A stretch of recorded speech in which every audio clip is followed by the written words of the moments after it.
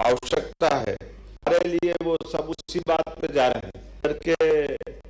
ये जो रेडीमेड वाली इंडस्ट्रियों में जिसमें 15 से 20% अपने यहाँ होता है, और ये बात भी केवल कपास होता था, लेकिन जो ऐसी भी है जिन पे हमको निर्णय करने के लिए मैं मान के चलता हूँ कि लगभग 48 लाख हेक्टेयर में जैविक खेती अपने यहाँ हो रही है।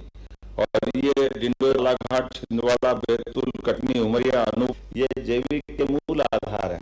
हर झाबुआ भी तो होगा इसमें, हर झाबुआ भी है ना, वो प्राकृतिक खेती है क्या?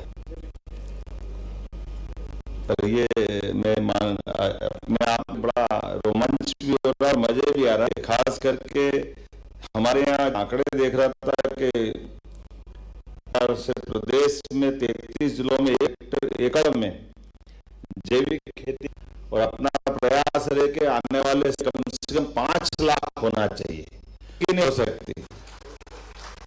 टारगेट बड़े रखना पड़ेंगे क्योंकि अपन ने पिछले साल के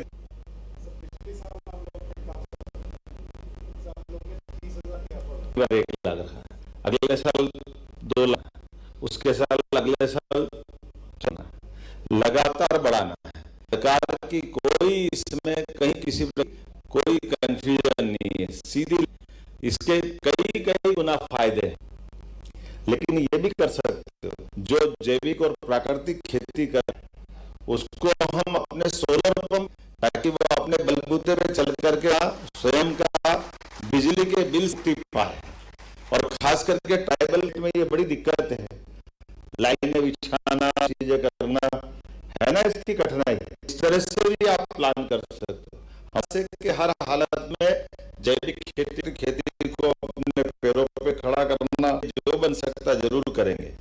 मैं आज तो चूंकि थोड़ा समय की कमी है, मैं मान के चलता हूँ आप जब दिन भर, तो हमारे यहाँ चूंकि ये उद्योग भी है, और मैं स्पष्ट रूप से मानता हूँ उद्योग की बात अगर हम कर रहे हैं तो बात मायने नहीं हो सकती है दूसरी, लेकिन कृषि आधारित राज्य में उद्योग की बात करेंगे तो बेईमानी हो जाएगी। हमको अगर इस भाव से सोचना तो आने वाले समय में हमारे अपने चारों क्षेत्रों में, खास करके मध्य भारत, कौशल, मालवा, इसके बेल्ट में हमारे साल का प्लान बनाए।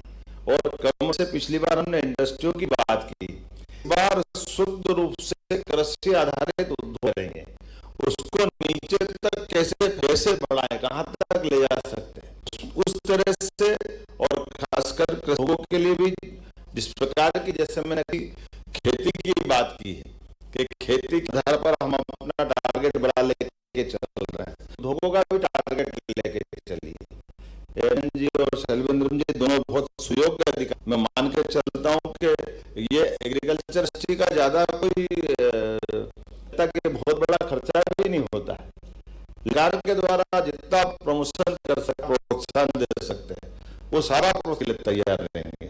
और नवीन तकनीक पर जिनमें हमारी खेती पर कृषि की उत्पादकता का पड़े, लेकिन ये बात भी सही है आर्थिक व्यवस्थाओं पे भी दोनों का है। अभी कितनी अच्छी स्टॉलों पर देसी हल्दी की क्या क्या तरीके निकाल दिए, तो नवीन तकनीक के आधार पर उन्नत की स्थिति बने। लेकिन खेती का अपना जैविक ही रहना चाहिए, उसमें रहित करे।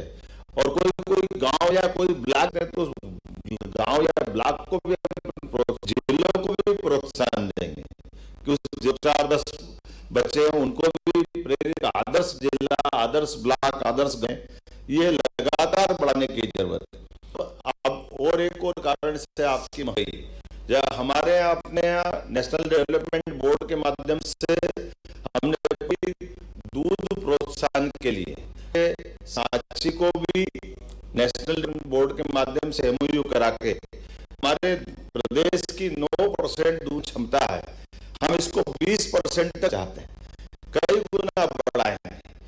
और इसी आसपास में भी यहाँ जिस ब्लॉक के स्वयं सहायता समूह के माध्यम से गौशालाओं का संचालन, और इसलिए गौ व्यवसाय को बढ़ाना, पशुपालन को बढ़ाना, दूध नस्ल चालू करना, कई प्रकार से इसको काम, तो ये एक दूसरे के पूरक है। किसान की आमदनी, रोजमर्रा की आमदनी तो दूध और सब्जी से होती है, बाकी फसल तो फसल चक्र में होती है, लेकिन मैं निश्चित रूप से समान आधार पर किसाई बढ़ाने के लिए और किसानों के समृद्धि के लिए ये अपने सभी में खासकर ये निर्णायक भूमिका आएंगे। ऐसे में अब ये एग्रोविजन का मैं बीच में नागपुर का एक बड़ा मेला उनके अधिकारियों को बुलवाया भी था, भी चले आप तो अपना मॉडल भी खड़ा करो, हो सकता है, लेकिन अभी से आने वाले समय में हमारे बड़े बड़े महानगरों में केवल व्यवस्था के आधार पर आसपास के जोड़ते हुए, अर्थात जैसे चंबल, जयपुर या मालवा में आप बात करोगे, भोपाल में करेंगे, तो ये जैसा वन मेला बहुत लोकप्रिय हो गया। आने